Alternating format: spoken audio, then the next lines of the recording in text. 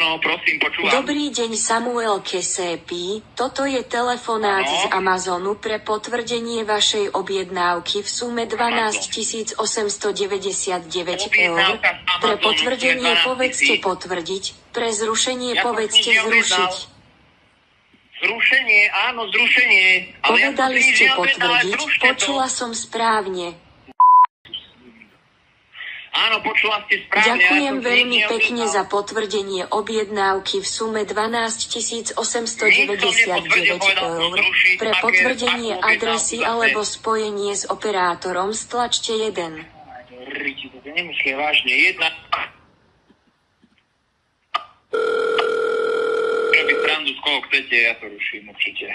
Teraz ma prepoja. Z dôvodu obrovského vyťaženia našej linky vás musíme zaradiť do poradia. Očakávaný čas čakania je 7 hodín 45 minút. Pre spríjemnenie vášho čakania vám pustíme upokojujúcu hudbu. Toto nemyslíte vážne. Ani? Asi som? Riti?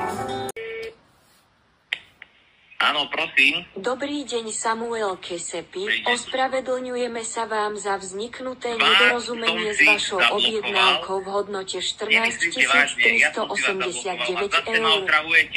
Ako ospravedlnenie príjmite od našej spoločnosti voucher v hodnote 200 eur na váš ďalší nákup. Ste ochotní toto ospravedlnenie akceptovať? Krása, 200 eur beriem, určite mu nepoviem nie. Rozumiem, mrzí nás, že ste sa rozhodli tento dar neprijať, avšak je to vaše rozhodnutie. Chceme vás teda aspoň poprosiť, aby ste nám nezanechali zlú recenziu na našu firmu. Ak súhlasíte, povedzte áno. Počúvajte ma. Dám vám zlú recenziu, ale toto zase si robíte srandu, nemyslíte vážne. Povedali ste nie a preto sme nútení obnoviť vašu objednávku v hodnote 14 389 eur na pomôcky pre dospelých. Pretože ste neplnoletí, budeme kontaktovať vašich zákonných zástupcov. Ak sa rozhodnete svoje rozhodnutie zmeniť, stlačte 1, zatiaľ vám pustíme hudbu do pozadia. Už si to chcem zmeniť, lebo toto...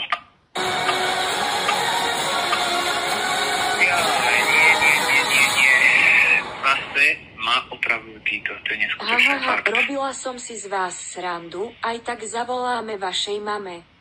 Nie? Tak teraz už som asi v totálnej p***i. Mňa si doma vidieť.